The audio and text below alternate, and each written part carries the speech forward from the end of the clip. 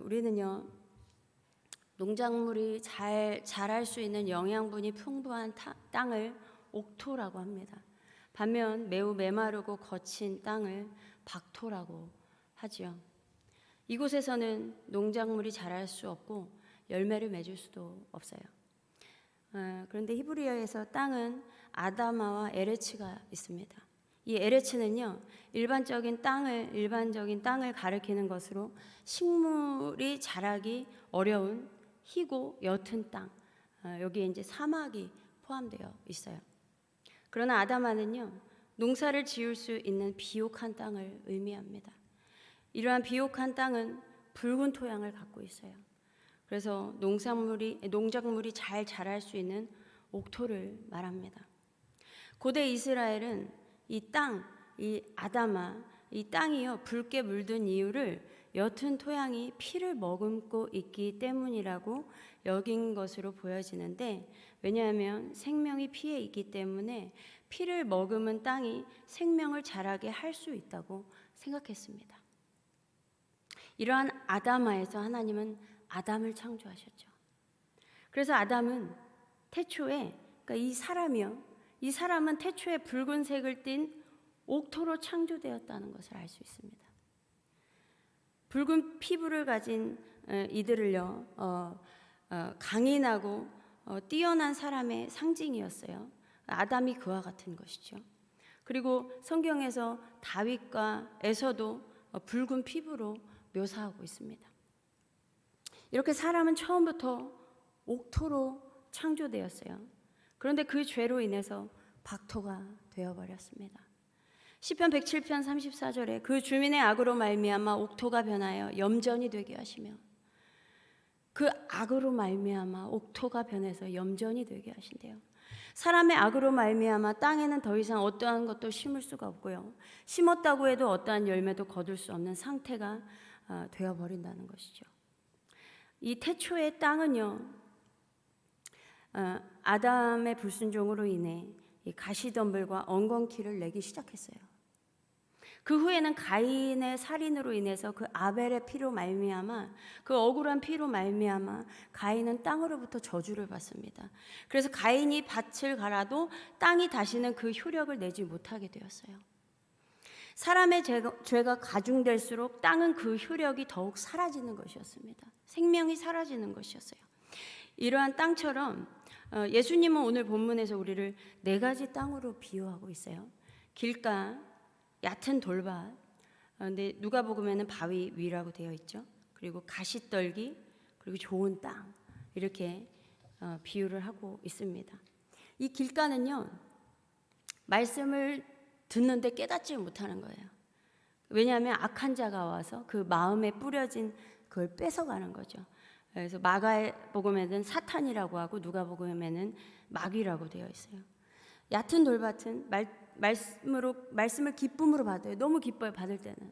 이런 말씀이 다 있나? 근데 견디긴 견뎌요. 그러다가 이제 외부로부터, 환경으로부터 환난과 박해, 시련이 오면 이제 넘어지고 배반하는 거죠, 예수님을요.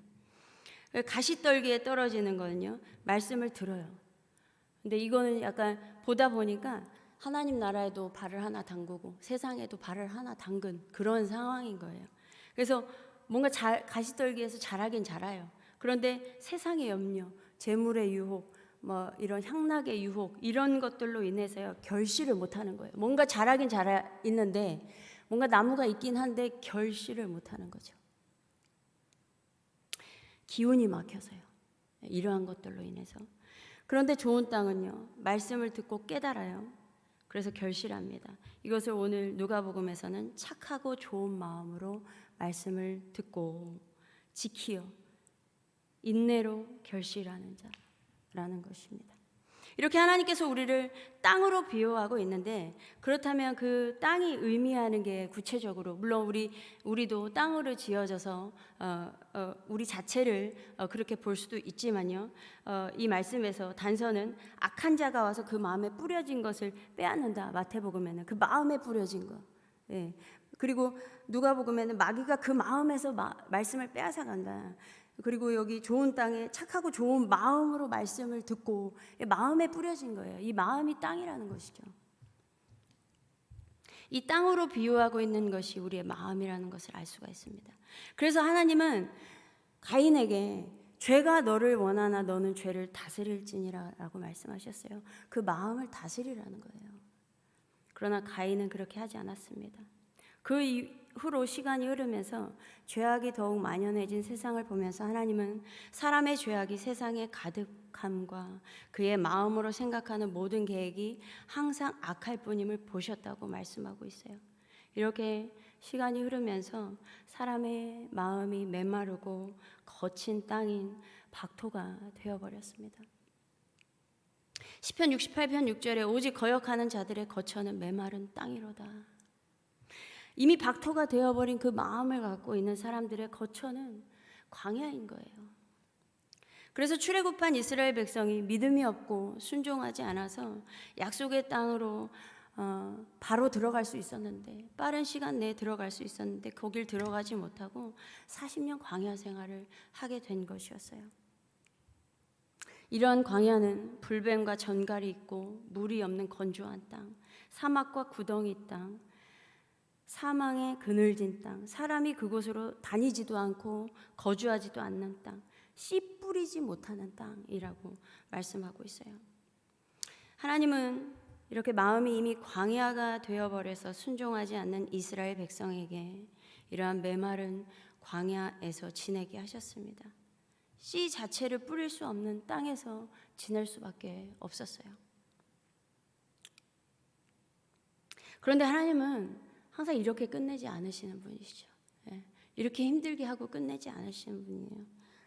다시 그러면 이 메마른 광야가 끝나고 이 박토가 끝나고 좋은 땅이 우리가 돼야 되잖아요. 옥토가 되려면 옥토가 돼야 될 거 아니에요? 어떻게 해야 되는가?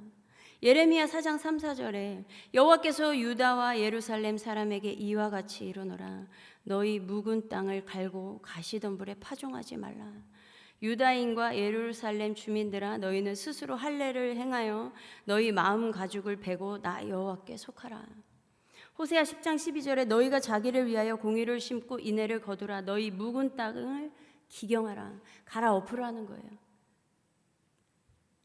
좋은 땅이 되는 것은요, 이 마음의 할례를 행하는 것, 마음을 갈아엎어야 한다는 것입니다. 그런데요, 이게 너무 추상적이에요. 이거 어떻게 갈아엎냐고요. 이 스스로 기경하기가 쉽지 않습니다. 그것을 아시는 하나님께서 그 우리의 죄악된 마음을 새롭게 하시려고 예수 그리스도를 이 땅에 보내신 것이죠. 그래서 로마서 10장 17절 믿음은 들음에서 나며 들음은 그리스도의 말씀으로 말미암았느니라. 계속 말씀을 들어야 된다는 거예요. 사람이 마음으로 믿어 의에 이르고 그 복음의 말씀을 듣고 마음으로 믿게 되면 죄인이었던 사람이 의인이 되는 것이지요. 새로운 피조물로 다시 태어나는 것입니다. 새 부대가 되는 거예요. 그리고 이러한 믿음과 함께 에스겔 36장 26절에요. 새 영을 너희 속에 두고 새 마음을 너희에게 주되 너희 육신에서 굳은 마음을 제거하고 부드러운 마음을 줄 것이며, 하나님의 영으로 가능하다는 것입니다. 이렇게 예수 그리스도를 믿는 믿음과 성령께서 주신 이 부드러운 마음으로 우리는 다시 옥토가 될 수 있는 거예요. 그래서 이러한 좋은 땅을 소유한 자는 이제 열매를 맺게 되는 것이죠. 15절의 말씀처럼 이 좋은 땅에 있다는 것은 착하고 좋은 마음으로, 하나님께서 주신 그 부드러운 마음으로 말씀을 듣고서 그것을 지킨다, 굳게 간직한다는 거예요. 이것을 내 안에 간직한다는 거예요. 그래서 인내함으로 열매를 맺는 사람은 100배, 60배, 30배의 결실을 하게 된다는 것입니다. 그래서 이 말씀과 더불어 열매 맺는 자가 어떠한 자가 또 있냐면 시편 1편의 말씀처럼 여호와의 율법을 즐거워하여 주야로 묵상하는 자라는 것이죠. 여기서 묵상하다라는 것은 작은 소리로 읊조리는 것을 말해요. 그런데 묵상하다라는 이 히브리어 하가라는 이 본래 뜻은요, 사자가 먹이를 잡고 으르렁거릴 때 이걸 뜻하는 것입니다. 그러니까 사자가요, 먹이를 딱 잡잖아요. 그럼 주변을 경계해요. 빼앗기지 않기 위함이죠. 으르렁거리면서 그것을 빼앗기지 않습니다. 여러분, 사자가 먹이를 취했는데 주변에 있는 동물들이 사자에게 위협을 가한다고 해서 그 사자가 먹이를 빼앗기겠습니까? 절대 빼앗기지 않습니다. 마찬가지로 하나님의 말씀을 주야로 묵상한다는 것은 하나님의 말씀인 이 생명 양식을 잡고 빼앗기지 않는 거예요. 마음에 굳게 간직하는 것입니다. 물론 좋은 땅을 소유한 자에게도 사탄은 늘 도사리며 시험할 수 있어요.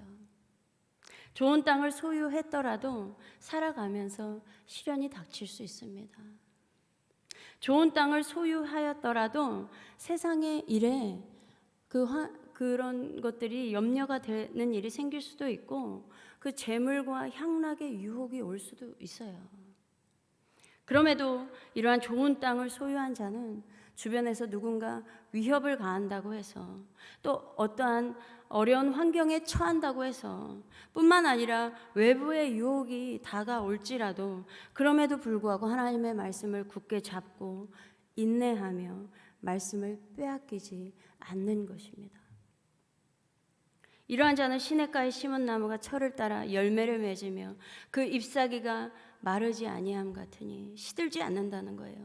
그가 하는 모든 일이 다 형통할 것이다 라고 말씀하고 있어요. 하나님은 이렇게 성경에서 항상 우리가 하나님의 말씀을 어떻게 대하는가, 그것과 그 결과에 대해서 계속 말씀해 주고 계십니다. 여호수아 1장 8절에 이 율법책을 내 입에서 떠나지 말게 하며 주야로 그것을 묵상하여 그 안에 기록된 대로 다 지켜 행하라. 그리하면 내 길이 평탄하게 될 것이며 내가 형통하리라. 이렇게 하나님의 말씀을 빼앗기지 아니하며 청종한 자에게는 열매를 맺을 뿐 아니라 끝내 형통함이 있다는 것입니다. 또한 이러한 것뿐만이 아니라 어떠한 자가 열매를 맺느냐라는 것이죠. 예레미야 17장 7절에서 8절에 무릇 여호와를 의지하며 여호와를 의뢰하는 그 사람은 복을 받을 것이라. 그가 물가에 심어진 나무가 그 뿌리를 강변에 뻗치고 더위가 올지라도 두려워하지 아니하며 그 잎이 청청하며 가무는 해에도 걱정이 없고 결실이 그치지 아니함 같으리라. 하나님을 의지하고 하나님께 의뢰하는 사람은 가뭄이 와도 걱정이 없다는 거예요. 열매를 맺게 된다는 것입니다. 그 가뭄에도 열매를 맺는다는 거예요. 그러므로 여러분, 착하고 좋은 마음으로 주의 율법을 즐거워하며 주님의 말씀을 주야로 묵상하며 그 하나님의 말씀에 청종하며 하나님을 의지하고 하나님께 의뢰하는 삶을 살아가시기 바랍니다. 이러한 자가 열매를 맺을 것입니다. 여러분, 하나님은 태초에 우리를 옥토로 창조하셨어요. 그러나 하나님의 말씀을 대하는 아담의 태도는 너무 가벼웠습니다. 요시야 때요, 성전 안에 아무렇게나 방치되어 있던 그 율법책과 같이 하나님의 말씀을 가볍게 여기는 태도는 아담이 하나님의 말씀을 대하는 태도와 다를 것이 없었습니다. 이 시대에 물론 성경책 아무렇게나 저는 아무렇게나 놓여있는 성경책을 볼 때 가슴이 아파요. 모르겠습니다. 저는 왜 그게 그렇게 가슴이 아픈지.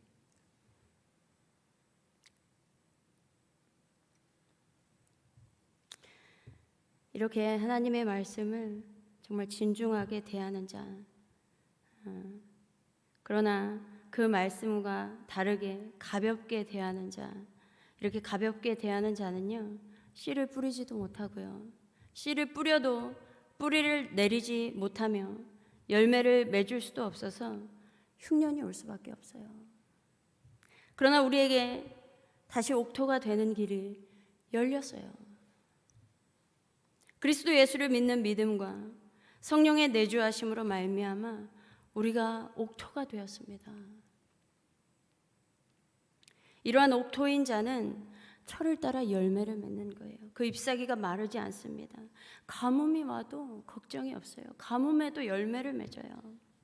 그래서 결국에는요, 모든 일이 형통하게 된다는 것이죠. 100배, 60배, 30배 결실하게 될 거예요. 그러므로 여러분, 우리 모두가 삼위일체 하나님으로 말미암아 그 창조의 모습으로 온전히 회복되었습니다. 우리가 정말 옥토라면 하나님을 의지하고 하나님께 의뢰하며 좋은 마음으로 말씀을 듣고 굳게 간직하며 어떠한 상황에서도 인내하며 말씀을 빼앗기지 않기를 바랍니다. 그래서 철을 따라 풍성한 결실을 맺어서 하나님께 영광 돌리는 한성교회 되기를 소망합니다. 기도하겠습니다. 하나님 정말 감사합니다. 하나님, 우리가 주님의 말씀을 귀하게 여기기를 원합니다. 그 귀한 말씀 우리에게 주셨는데 정말 날마다 주님의 말씀 사모하며 나아갈 수 있도록 주님의 말씀과 동행하는 우리 모두가 되게 하시고 주님 의지하고 우리의 사정을 또한 의뢰하며 나아가는 그러한 자가 되게 하시며 늘 좋은 마음으로 하나님께서 우리의 심령의 옥토로 변하게 해주셨는데 정말 좋은 마음으로 착한 마음으로 주의 말씀을 대할 수 있도록 주님 인도하여 주시옵소서. 그래서 우리의 삶에 열매가 맺히게 하시고 그 열매를 하나님께 온전히 올려드리는 우리 모두가 되기를 원합니다. 주님 동행하여 주시옵소서. 감사드리며 우리 주 예수 그리스도의 이름으로 기도드립니다. 아멘.